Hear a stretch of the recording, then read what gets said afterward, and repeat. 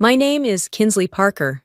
For most of my life, I thought silence was the price of peace, that if I stayed calm, did my duty, and kept my head down, the people I loved would eventually see who I really was. They never did. Instead, they mistook my quiet for weakness. They mistook my loyalty for obedience, and every time I tried to stand tall, they found a way to make me small again. The day my own father looked me in the eye and called me useless, not in anger, but in certainty, something inside me stopped breaking and started hardening. That was the moment I understood. Silence doesn't keep you safe. It only keeps them comfortable. So I stopped protecting the peace they built on my pain. And I promised myself one thing: the next time they looked at me, they wouldn't recognize who I'd become. The air inside the tribunal felt dense enough to choke on. The walls, pale gray and bare, reflected the cold hum of fluorescent lights, while the faint scent of metal and stale coffee hung like a warning. Every sound was amplified. The scrape of a chair leg, the shuffle of boots, the quiet coughs of officers trying not to breathe too loudly. I stood at attention in the center of it all, my palms pressed tight against the seams of my uniform trousers, my heartbeat sharp and steady behind my ribs. The insignia on my chest caught the light, and for a second, I wondered if anyone in that room could see the irony, the symbol of service gleaming over a heart they were about to put on trial. Across the aisle sat my father, Major General Raymond Parker. He was composed, immaculate, the kind of man who carried order in his posture and judgment in his silence. The rows of ribbons across his chest caught every flicker of light, as though the room itself bowed to his reputation. He didn't look at me. He hadn't looked at me in years. When the presiding officer called for him to speak, the sound of his chair sliding back was the only warning. He walked forward with the same precision he had drilled into countless soldiers, shoulders squared, chin up, voice carrying authority as easily as breath. He spoke without hesitation, each word cleanly cut, honed to wound. My daughter isn't a disgrace to this country. She's a disgrace to the word soldier. The silence that followed was absolute. Even the air seemed to flinch. I felt the weight of every pair of eyes in the room shift toward me, waiting for a reaction, a twitch, a tremor. Anything that would confirm his words had found their mark. But I gave them nothing. My body remembered discipline even when my soul burned. My father turned, walked back to his seat, and sat with the confidence of a man who believed he'd just delivered truth itself. Inside, something in me stilled, not rage, not heartbreak, just a cold, clean quiet. For years, I had accepted the small humiliations, the dismissive nods, the quiet comparisons to my brother, the way my achievements became footnotes to his pride. But this moment felt different. This was not a reprimand. It was an erasure. And if I had learned anything from the kind of work I'd done, it was that erasure had power, until you decided to rewrite the record. From the corner of my vision, I caught movement on the tribunal bench. Admiral Leland Hayes sat 3 seats away from the presiding officer, his expression unreadable beneath the half-shadow of the overhead lights. His gaze brushed over me once, then stopped. For the briefest instant, his eyes flicked to the side of my uniform, just below the line of the ribs, where the fabric stretched ever so slightly against scar tissue that would never fully fade. The change in his expression was subtle but unmistakable. His jaw tensed, the faint rhythm of his fingers on the desk stopped, and in that stillness, I saw recognition. He knew, not who I was, perhaps, but what I was. The rest of the room saw a disgraced officer waiting for a verdict. Hayes saw something else, a shadow from a file that no longer existed, a ghost stamped with marks that were never meant to be seen again. The presiding officer cleared his throat, shuffling papers. The sound of a pen clattering against wood jolted the quiet, breaking the spell for everyone but me. I stood there, every muscle burning with the effort to appear motionless, every memory clawing to the surface, the years of silence, the missions no one spoke of, the scars no one could acknowledge. I had spent so long hiding behind the stillness, letting the world assume my worth measured up to their imagination. Now, With my father's words echoing through the chamber, I realized something undeniable. The silence had done its job. It had kept me invisible, contained, harmless.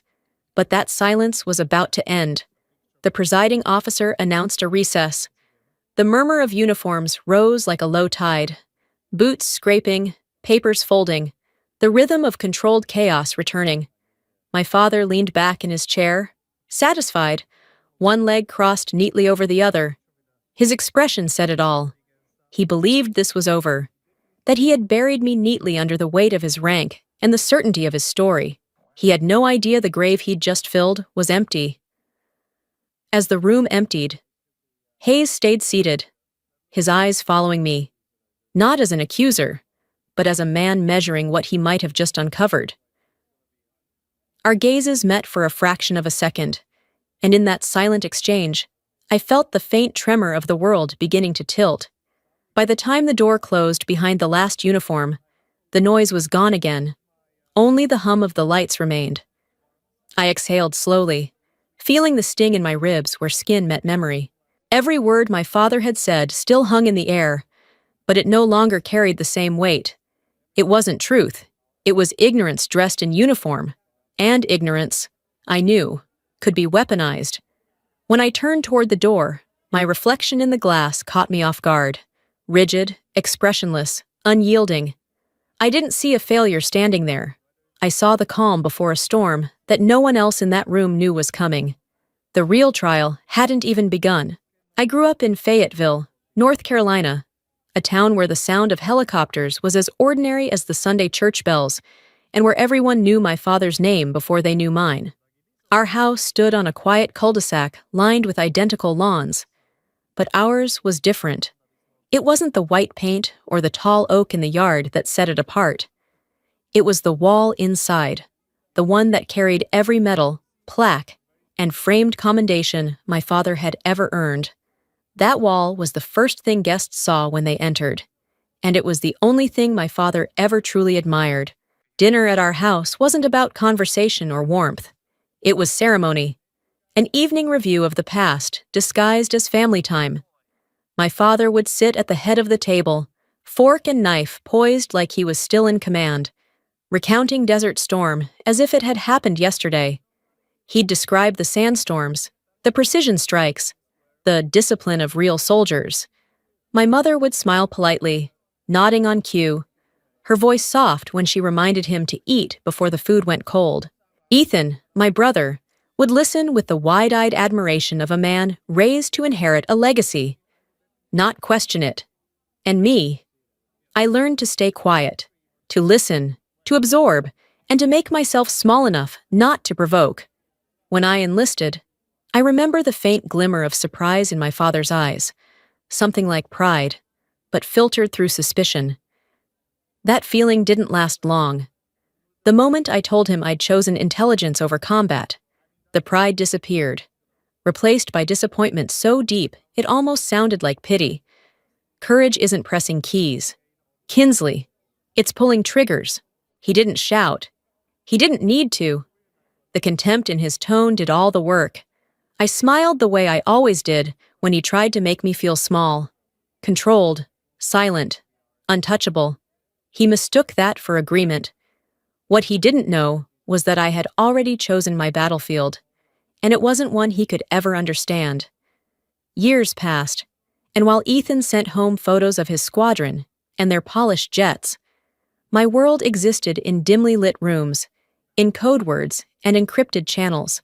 In 2019, my assignment took me farther than I'd ever gone, to the barren ridges of Yemen, under an operation that didn't officially exist. Its name was Glass Falcon. Our mission was to intercept a weapons convoy linked to a biotechnical lab buried beneath the desert. The target was small, precise, lethal, a prototype agent that could wipe out a base in minutes. Intelligence said the exchange would happen at dawn. We were there hours earlier. But intelligence, I learned, is only as perfect as the people who survive to tell it. They were waiting for us. The ambush was fast and clean. Half my team was gone before I could react. The rest of us fell back to the bunker, where the samples were stored. There was no time to call for extraction, no way to fight our way out. I remember the heat, the smoke, and the sound of someone screaming through the comms. My own voice. Maybe. I gave the only order that made sense. Detonate the site. When I pressed the detonator, the world became fire. I woke up days later in a military hospital, somewhere I didn't recognize. My ribs were stitched, my lungs burned, and the left side of my body felt like it belonged to someone else. They told me nothing. My ID was gone, my comms deactivated. The only proof I was still alive was the steady beep of the heart monitor and the ache that told me I shouldn't be. When the nurse brought me a folded uniform, the name tag was missing. When I asked about my team, her eyes dropped. Killed in action, she said softly. All of them. And then she added something that made my pulse stop. You too, apparently. I asked what she meant, but she'd already turned away. Later that night, a man walked into my room without knocking. He wasn't wearing a doctor's coat. His insignia gleamed faintly under the sterile lights. Admiral Leland Hayes. I knew the name.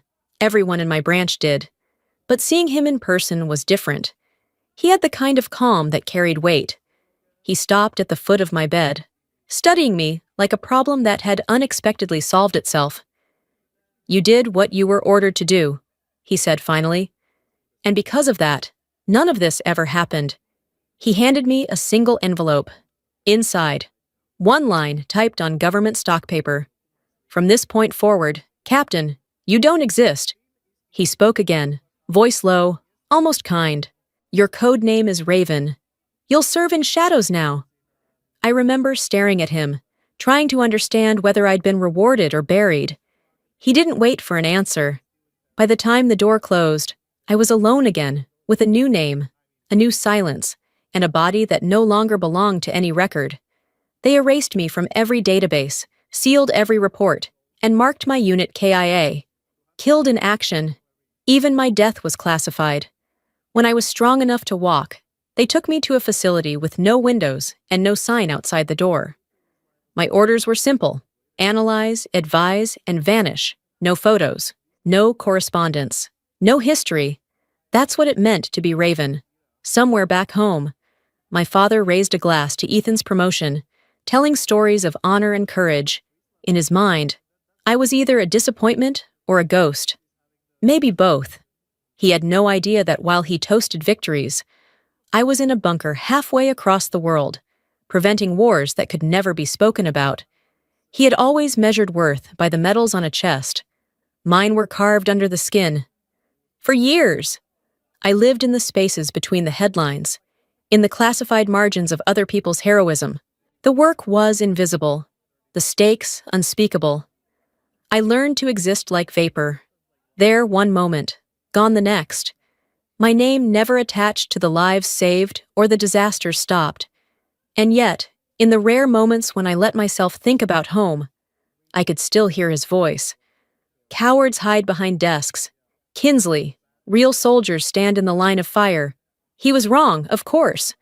Real soldiers do both. They just don't get statues.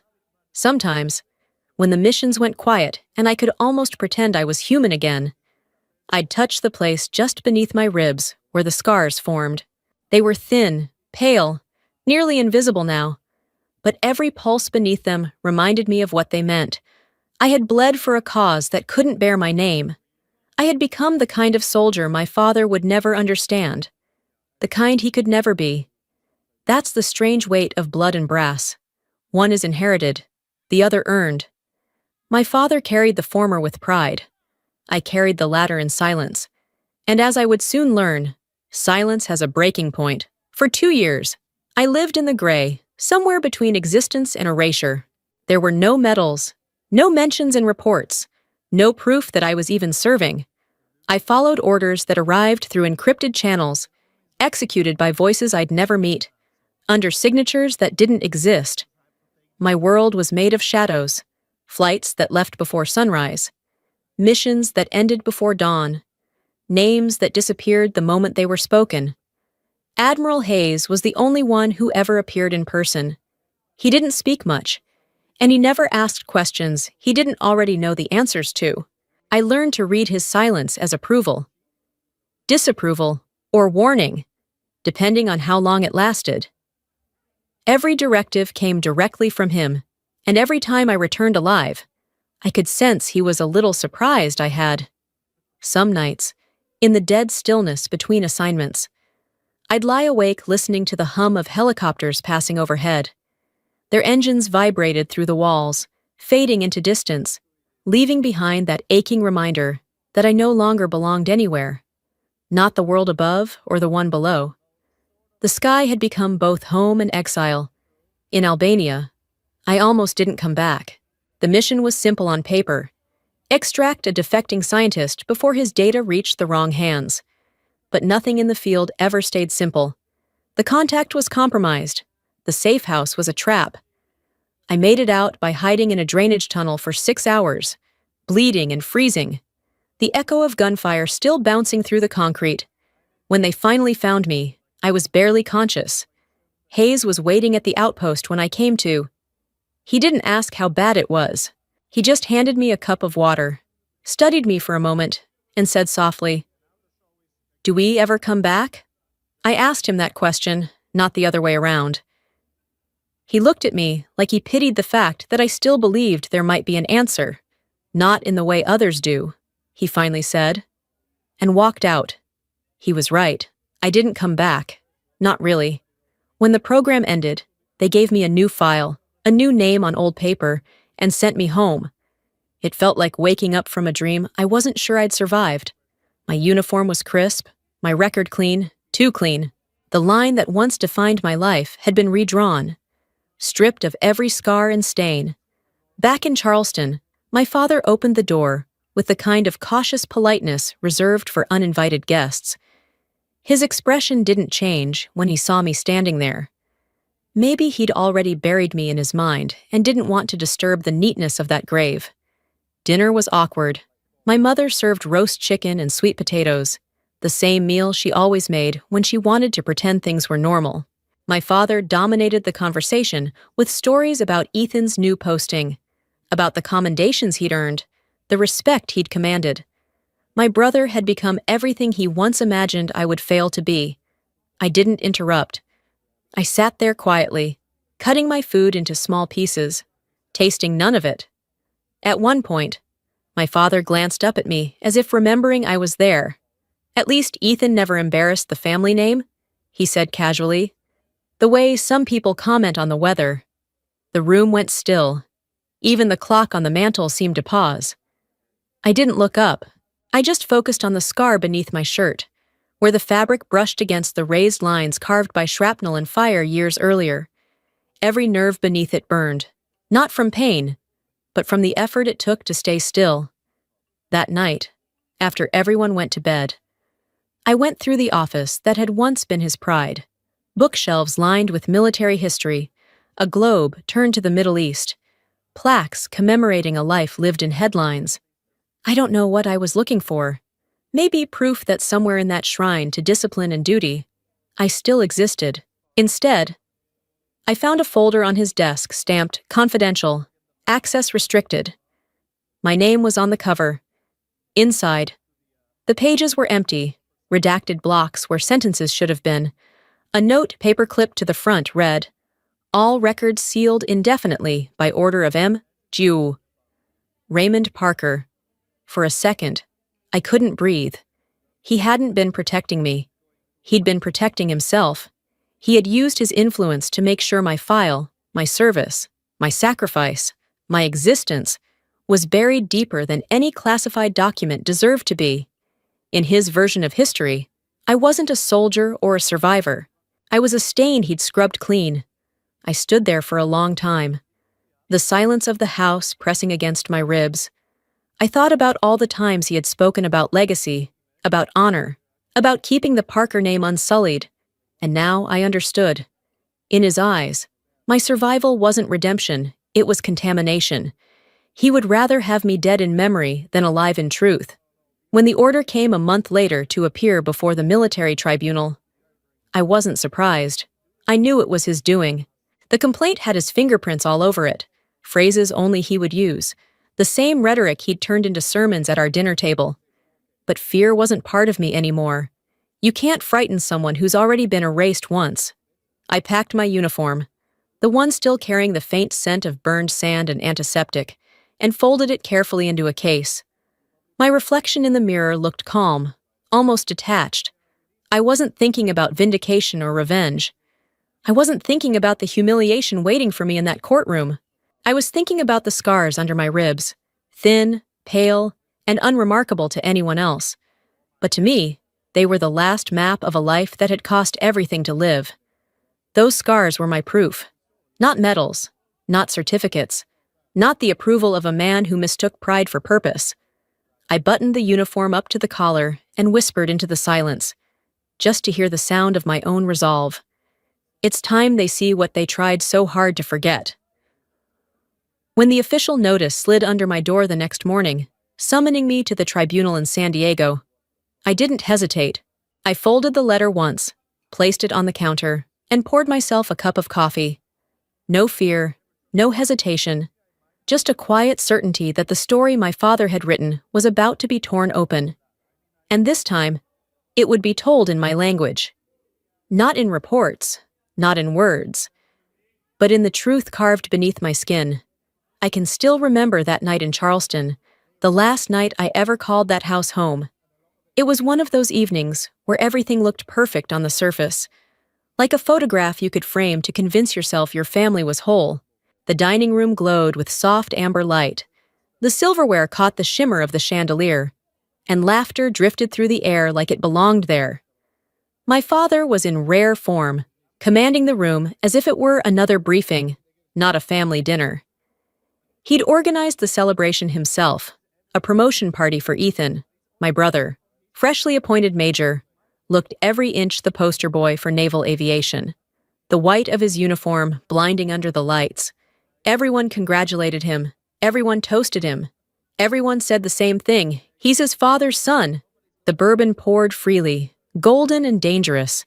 I sat at the far end of the table, half in shadow, my glass untouched, except for the condensation pooling beneath it. I smiled when expected, laughed on cue, and waited for the night to end. Then, as if it were scripted, my father rose, glass in hand.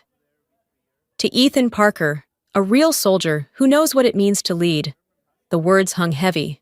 Nobody flinched, but everyone felt the weight of them. It wasn't a toast, it was a message. My mother reached across the table and placed a gentle hand on mine, her fingers trembling slightly, her eyes pleading with me to stay quiet. I did. The muscles in my jaw ached from holding everything in. The bourbon glass shook slightly in my hand, the ice clinking like a metronome to my restraint. After dinner, I escaped to the deck to breathe. The night air was thick with salt and humidity, the ocean black and restless beyond the railing. The cicadas screamed from the trees, but all I could hear was my father's voice still echoing in my head. A real soldier. The sliding door opened behind me. I didn't need to turn to know who it was. He joined me in silence for a moment, the sound of waves filling the gap between us. Then came the words, smooth and measured, the same tone he used in debriefings. The board is considering my 4th star. He paused, as if expecting applause.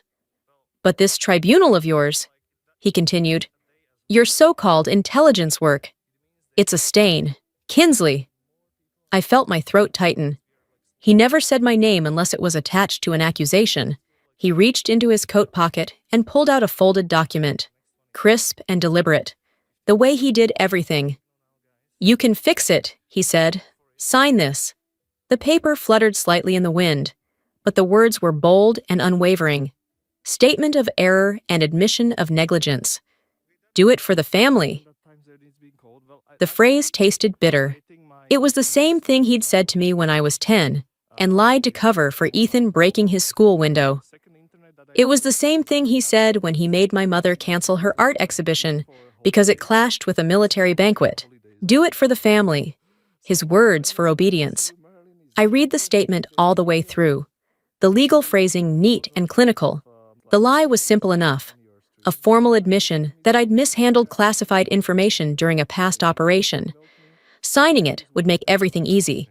It would preserve his spotless reputation. I tore it in half. "I won't lie for your stars."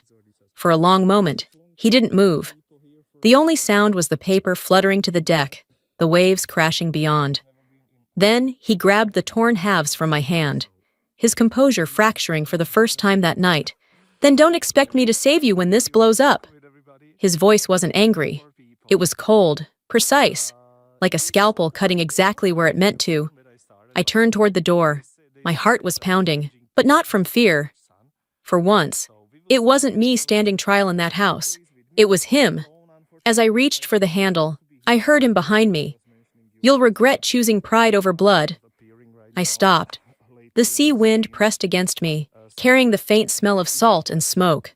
For years, that line, "pride over blood," had been the mantra that kept me compliant.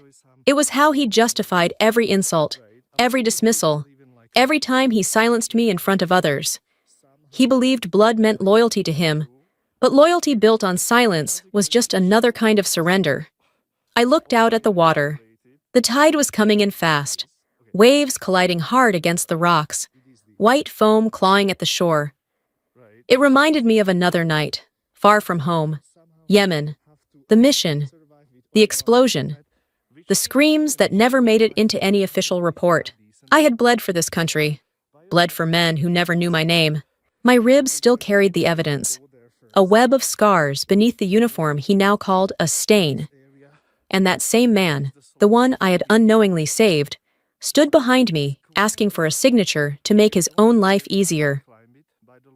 Something shifted in me then, the kind of shift you can feel in your bones, slow and irreversible. For the first time, I wasn't the daughter trying to earn his approval or the soldier trying to prove her worth. I was something he could never understand, someone who knew what truth cost and was willing to pay it. I turned slightly, just enough to let my words carry back to him. "You think I'm choosing pride?" I said quietly. "But I've already chosen blood. Mine." I didn't wait for a response. I walked back inside, past the laughter that still lingered from the party, past the photographs of Ethan's flight team, past the wall of framed medals that had once meant everything to him. Each step away from that room felt like shedding armor I no longer needed. He didn't know it, but he'd just handed me the final piece of resolve I needed. His condemnation was no longer a wound, it was permission. When the door shut behind me, the sound was soft, almost polite, but to me, it felt like the closing of a long, cruel chapter. Outside, the ocean roared louder, the wind picking up, as if the storm he'd warned me about was already building on the horizon. He thought he was reminding me of my place. He didn't realize I'd just found my footing. That night, for the first time, I didn't see myself as a victim of his power or his legacy. I saw myself as the one holding the weapon. Only mine wasn't made of steel or fire. It was made of truth. 2 weeks before the tribunal, the air inside the prep room felt too still, too clean. The walls were the same dull gray as the metal filing cabinets that lined them, the kind of color that seemed designed to erase human warmth. The hum of the overhead light was steady, but I could feel the tension vibrating through the silence between me and the young man sitting across from me. Lieutenant Reed was new, too new. His uniform was still sharp enough to cut glass, his eyes quick and alert but untested. The sheen of sweat on his forehead caught the light as he shuffled through the stack of documents between us. He was trying to look confident, but the trembling edge in his voice betrayed him. "Captain Parker," he said finally, "the tribunal won't go easy on you. If you acknowledge procedural negligence, we can appeal for leniency. You'd lose your clearance, but they'd preserve your pension." He was careful with his words, almost pleading in their precision, like someone handling a live wire. I leaned back, studying him. He was what the system loved to produce: young, idealistic, unscarred by the dirtier layers of service. He believed in rules because he had never seen what war did to them. I saw it in the way his fingers hovered over the paper, like the law itself could save him from everything outside these walls. "I didn't break the law," I said quietly. "I obeyed a higher one." He frowned, clearly not understanding. Directive Echo 7? That's a ghost protocol. It doesn't exist anymore. If you try to use it, and they don't believe you, it's perjury. You could be court-martialed for treason. Then they'll have to erase me twice. His face went pale, his mouth opening as if to argue, but nothing came out. The pen in his hand slipped and hit the table with a soft click. You're gambling your life on a myth. Captain, he said eventually, his voice barely above a whisper. No, I'm gambling it on memory. That stopped him. He stared at me, unsure whether I was being poetic or suicidal. Maybe I was a little of both. He sat back, running a hand through his hair. I could tell he wanted to reason with me, to talk me out of whatever madness he thought I was planning. But he didn't understand that this wasn't a choice born of defiance. It was inevitability. There comes a point when silence stops being a shield and becomes a sentence. I had lived under that sentence long enough. I reached for the form in front of me, the one labeled Initiation of Classified Directive Invocation. It was a thin document, but the words on it carried more weight than anything else in the room. At the bottom, a single signature line waited. I signed my name in ink that bled slightly into the paper, the edges softening like smoke. Only agents who had been declared dead could use that directive. It was the final failsafe for those of us who no longer officially existed. And I, by all accounts, by every official file, was already one of them. When I pushed the document back across the table, Reed didn't touch it. He just looked at me, his expression caught somewhere between disbelief and pity. Captain Parker, why? Because ghosts don't need permission to speak. For a moment, neither of us moved. Then he gathered his papers in silence, the faint rustle of the pages, the only sound in the room. When he stood, he adjusted his tie twice before saying, more to himself than to me, that he'd file the paperwork first thing in the morning. I knew he wouldn't sleep that night. I also knew I would. There was a strange calm that came with finality. Fear loses its shape when you've already accepted every outcome. I wasn't afraid of losing my name, my uniform, or the last fragments of respect that tied me to the Parker family. I had lost all of that once before. This time, I was ready to let it go on my own terms. That night, back in my apartment, I pulled an old wooden box from the closet. The hinges creaked softly when I opened it. Inside were fragments of a life no one was supposed to remember. A photograph of 6 people standing in the Yemen desert, their faces half lit by a dying sun. A patch bearing the outline of a falcon with its wings spread. And beneath it all, a single folded sheet of paper. Operation Glass Falcon, Authorization Directive, signed in black ink by Admiral Leland Hayes. I hadn't looked at it in years. My hands trembled slightly as I unfolded the paper, tracing the signature with my thumb. It was more than a reminder. It was proof that the mission had existed, that I had existed. As I studied the document, a chill ran through me. My eyes caught on a notation at the bottom of the page, something I hadn't noticed before. Review Authority, L. Hayes, Command Oversight Council. I froze. It meant that Hayes wasn't just my commanding officer back then. He was also on the tribunal panel now, one of 3 men who would determine my fate. I sank back in the chair, the paper slipping slightly in my hand. The irony was bitter enough to taste. The man who had ordered my existence wiped clean was now going to sit in judgment over whether that erasure had been justified. I thought about the moment in the hospital when he'd told me I didn't exist. How calm his voice had been, how certain. I'd believed it was necessity, an act of protection for national security. But sitting there in the dim glow of my desk lamp, it no longer felt like protection. It felt like possession, like someone deciding what parts of me were worth keeping and what parts deserved to vanish. If he didn't recognize me at the tribunal, the truth would die again, this time permanently, sealed under layers of protocol no one dared question. And if he did recognize me, the weight of that recognition would be dangerous for us both.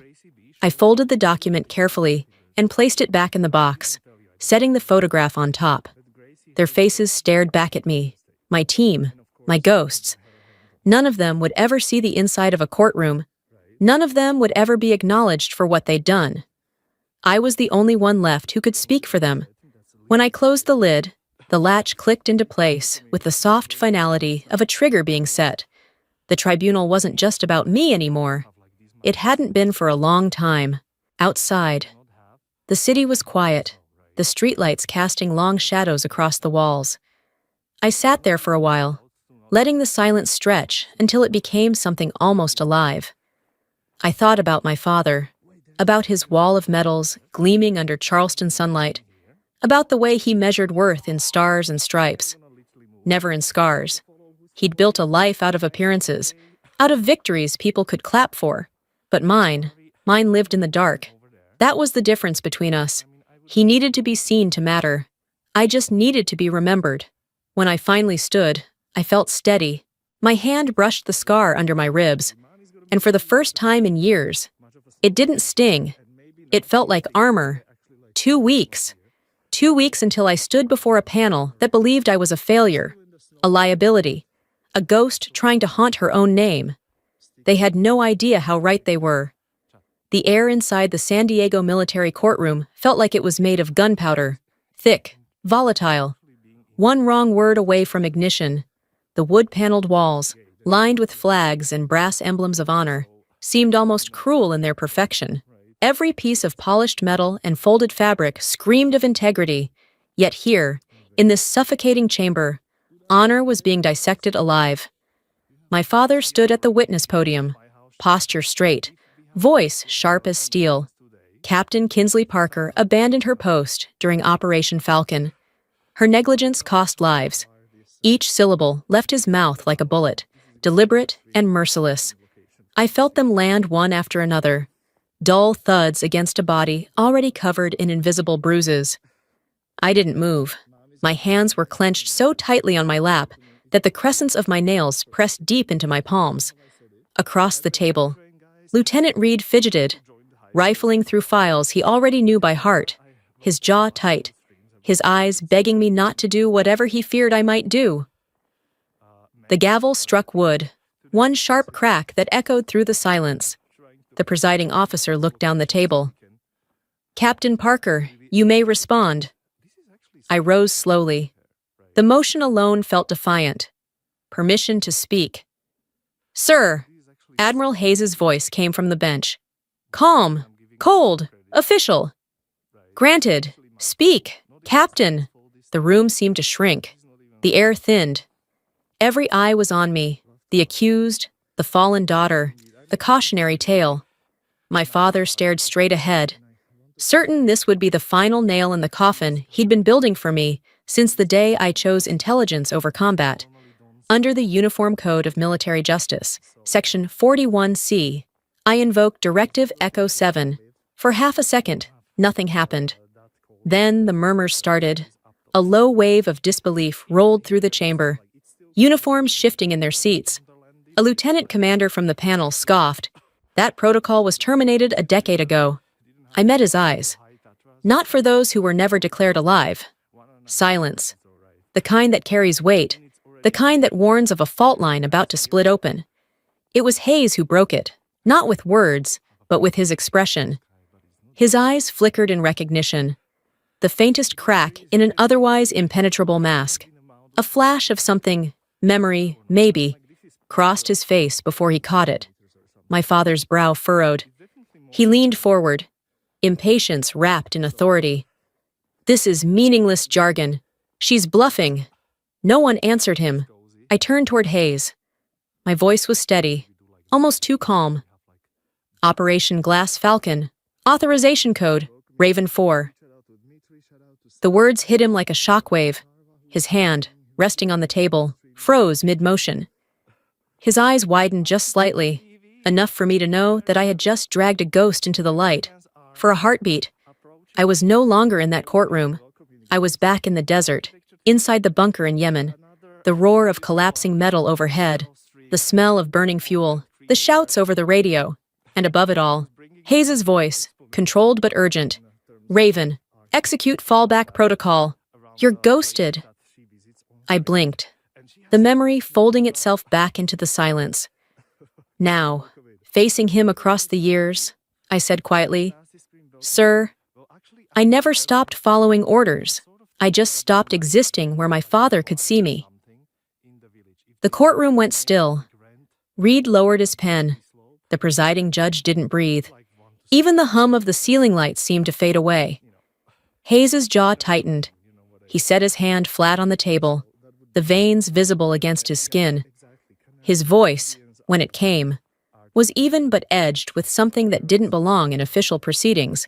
"Captain Parker, do you understand the gravity of invoking a defunct classified directive under oath?" "Yes, Admiral, and I can prove my clearance."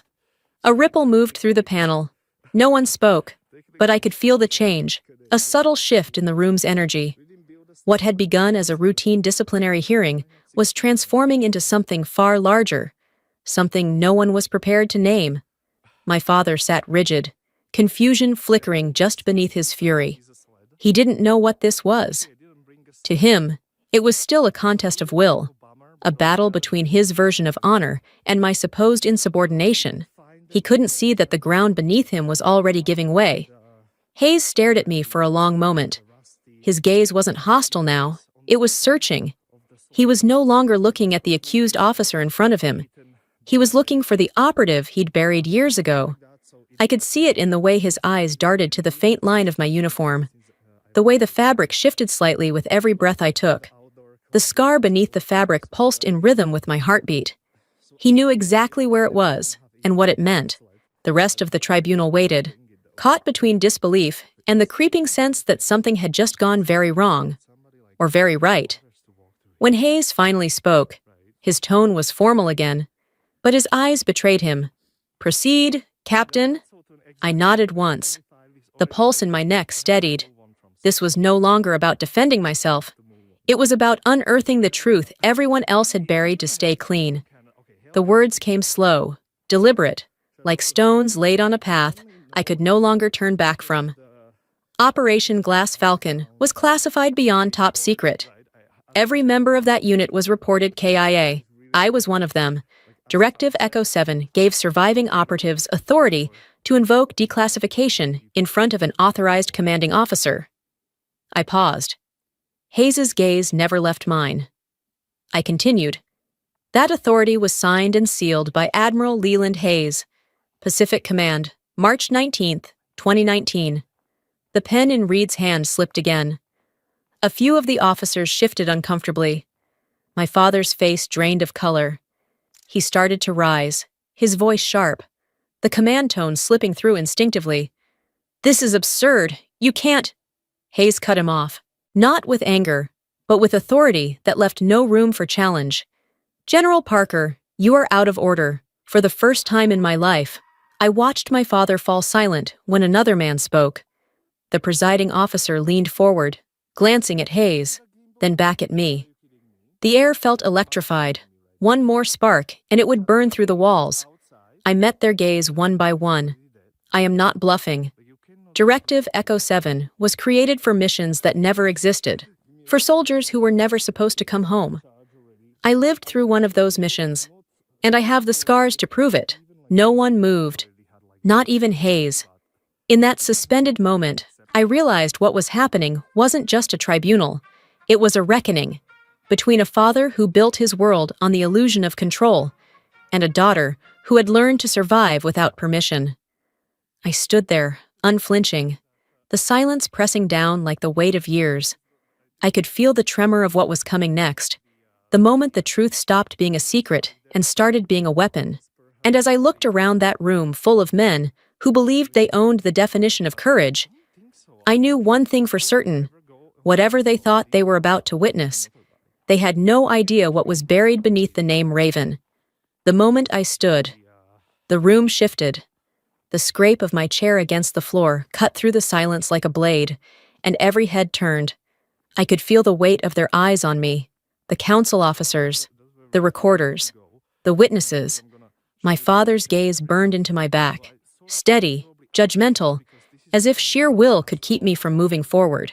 Each step toward the center of the courtroom echoed like hammer strikes on steel. The floor felt cold beneath my boots, the fluorescent light above flickering just enough to make the air hum with tension. My pulse was steady, but the space between beats stretched thin. The uniform I wore, the one they wanted to define me by, suddenly felt heavy, too heavy for its fabric. The crisp white collar caught the glare of the lights, and for a second, I could see my reflection in the polished brass of the judge's nameplate. I didn't see an accused officer. I saw the end of something long overdue. My voice came out quiet, but it carried. Under Directive Echo 7, I submit physical verification of clearance. Lieutenant Reed, who sat behind me, half rose from his chair, whispering a warning that only I could hear.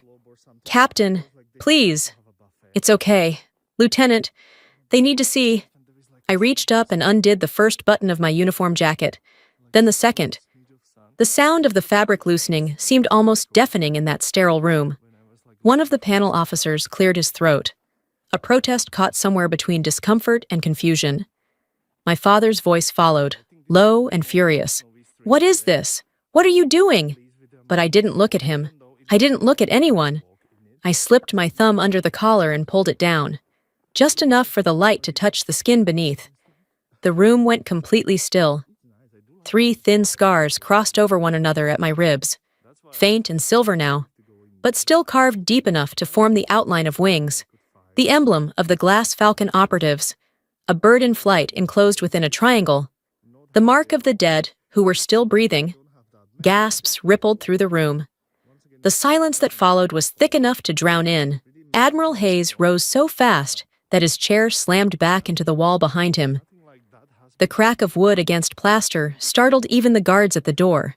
His eyes locked on the scars, disbelief widening them until the years seemed to fall away from his face. Dear God, the raven mark. He stepped forward, each movement deliberate, hesitant, like a man approaching an apparition. You shouldn't be alive. Not on paper, sir."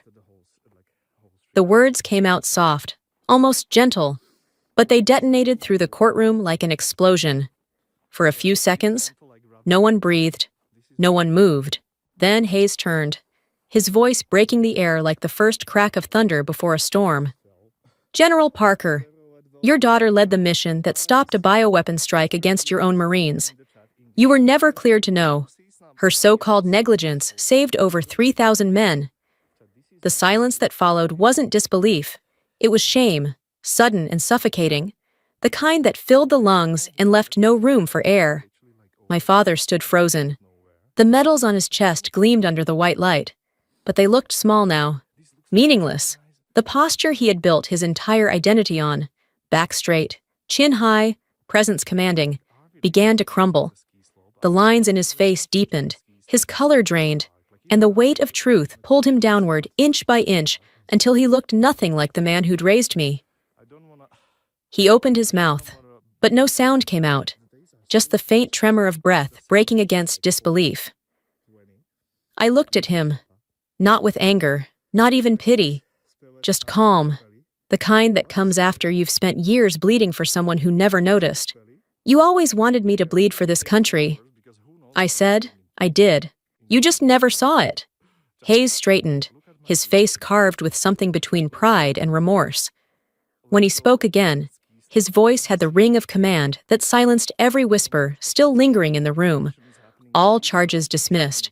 This tribunal is now sealed under national security."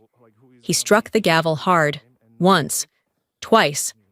The sound echoed against the walls like gunfire. Final, irreversible. The clerk flinched. Reed exhaled audibly. I didn't move. It wasn't victory that I felt. It wasn't vindication. It was a strange, hollow quiet, the kind that settles when the fight is finally over. But the echoes haven't realized it yet. My father's knees seemed to give out beneath him as he sank back into his chair. His hands, those same hands that had built a lifetime of control, trembled as they gripped the armrests. The metals on his chest clinked together softly, a sound that used to mean honor, but now only marked the weight of ignorance. The presiding officers began to file out, one by one, avoiding his gaze, avoiding mine. They knew they had witnessed something they were never supposed to see. something that would never make it into the record. The truth had entered the room, scorched everything in its path, and now it would be locked away again. Hayes lingered for a moment longer. When his eyes met mine, there was no need for words. He knew what this had cost. He knew what I had lost to make it here. As he turned to leave, the gavel's echo still hung in the air, fading slowly, like the heartbeat of something finally at rest. I stood there, unmoving, until the courtroom emptied. The bright fluorescent light still hummed above me, steady and indifferent. Across the room, my father sat hunched forward, staring at nothing. The authority that once filled every inch of him had drained away, leaving only a man who looked small against the enormity of his own blindness. His hands shook. His breath came shallow. He didn't look like a general anymore. He didn't look like the man who had built his identity from titles and victories. He just looked like a father who had finally realized what his silence had cost. For a fleeting moment, I thought he might look up, that he might meet my eyes, say something, anything, that could bridge the decades between us. But he didn't. He stayed there, staring down at his hands like they belonged to someone else. And I didn't wait for him. I turned away, my steps steady, my heartbeat calm. The gavel's final strike still echoed faintly in my ears, blending with the sound of my boots against the floor. It wasn't the sound of triumph. It was the sound of an ending. The trial was over. The truth was out. And for the first time in my life, my father's silence didn't define me anymore. He had spent years building his legacy on medals and myths. I had built mine on scars. And only one of us was still standing. After the final strike of the gavel, the sound lingered in the air like a ghost that refused to leave. It reverberated off the walls, slow and heavy, until it felt as though time itself had stopped to listen. One by one, the officers gathered their files and left in silence, their footsteps fading into the corridor. Only the echo of judgment remained. My father didn't move. He sat at the defendant's table, his hands trembling lightly on his knees, the veins on the back of them sharp against his skin. His eyes stared ahead, unfocused, empty. The uniform that had once been a second skin to him now hung loose on his shoulders, as if even the fabric had stopped believing in his authority. I watched him. There was no satisfaction, no anger left in me, only a quiet stillness that felt both foreign and inevitable. It was the kind of calm that comes after a storm strong enough to strip the world bare. What was left was neither victory nor peace, just truth standing on its own, unadorned. Admiral Hayes approached slowly, the weight of years etched into every step. He stopped beside me, his gaze lingering not on me, but on the man who'd once been larger than life. When he finally spoke, his voice was barely above a whisper. "You were never invisible, Kinsley, just classified." I nodded once. The words sank deeper than I expected, cutting through the numbness. For the first time in years, I felt the faint pulse of recognition, not the hollow kind that came from medals or approval, but the kind that said, "I see you." My father lifted his head then. His eyes were rimmed with red, his lips trembling as he struggled to find something to hold on to. You lied to me," he rasped, the words broken, more confession than accusation. "No, sir. You just never asked." He stared at me for a long moment, as though he could rewrite history with his eyes. But there was nothing left to say. He gave a small, almost imperceptible nod. Defeat or acceptance? I couldn't tell. I straightened my spine and gave him a salute. Not out of obligation, not out of forgiveness, but because I had earned the right to stand tall, to honor my own discipline instead of his authority. In that quiet salute, something ended. The hierarchy, the mythology, the years of silence, all of it collapsed into dust. I was no longer the general's daughter. I was Raven. A month later, I drove back to Charleston. The sky was a dull gray, the kind that blurred the horizon where the ocean met the air. The house looked smaller than I remembered, stripped of the presence it used to command. Inside, Everything was quiet. Too quiet for a place that had once carried the sound of metals clinking and stories being retold like sacred scripture. The display cabinet still stood against the wall, but the gleam was gone. Dust had gathered along the frames, dulling the golds and silvers that once demanded admiration. In the center, above the shelf lined with commendations, there was an empty space. The outline of a missing medal marked the glass like a scar. I'd heard about it before coming. They'd revoked his Medal of Honor, officially for false testimony, unofficially for pride masquerading as truth. It didn't surprise me. Nothing about him surprised me anymore. He was sitting in the living room when I found him, the light from the window cutting across his shoulders. The uniform was gone, replaced by a dark sweater that hung loose on his frame. His hair had grayed more than I remembered. He stared out toward the water as if it were something he could still command. I stepped inside, my boots clicking softly against the wooden floor. "I heard they took your medal," I said. "They did," he answered without turning. His voice was thin, stripped of the authority that used to fill it. Maybe they should have taken it long ago. There was no bitterness, just exhaustion. A man who had spent his life building something only to realize it was hollow. He didn't move for a while, then spoke again. The words quiet but heavy. I thought protecting the family name was what mattered, but it turns out the family's name was protected by you. The words landed somewhere between confession and surrender. I looked around the room, the polished furniture, the flags in their wooden frames, the photographs frozen in perfect poses. None of it felt alive anymore. All the symbols of victory had turned into relics of a man who'd mistaken glory for goodness. "You wanted me to fight your wars," I said, my voice steady. "I fought mine. You just never saw the battlefield." He finally looked up. His eyes, always sharp and commanding, were soft now, rimmed with a kind of regret that didn't need explanation. He nodded slowly, tears threatening but never falling. "I was wrong about everything. It's all right," I said. "You're not the only one." For a moment, we stayed there in silence, the kind of silence that wasn't born of anger, but of understanding too late. I turned toward the door. Outside, the ocean roared against the shore, the same rhythm that had once filled this house. But it sounded different now. It wasn't a reminder of battles or legacy. It was release. The last pieces of his myth were breaking apart with every wave, and for the first time, I didn't feel the need to hold any of them. Honor had finally found its rightful place, not on a chest, but in what remained unseen. Winter settled over Washington, quiet and gray. From my office window inside the Pentagon, the city stretched out beneath a pale sky, the monuments muted by the cold. The glass reflected my own silhouette, still, composed, almost indistinguishable from the steel and order surrounding me. On my desk lay a single identification card, newly issued, Raven, no title, no rank, just a name that wasn't meant to exist, yet carried more truth than any rank ever had. I scrolled through encrypted reports, reviewing mission details, the rhythm of routine settling back into me like muscle memory.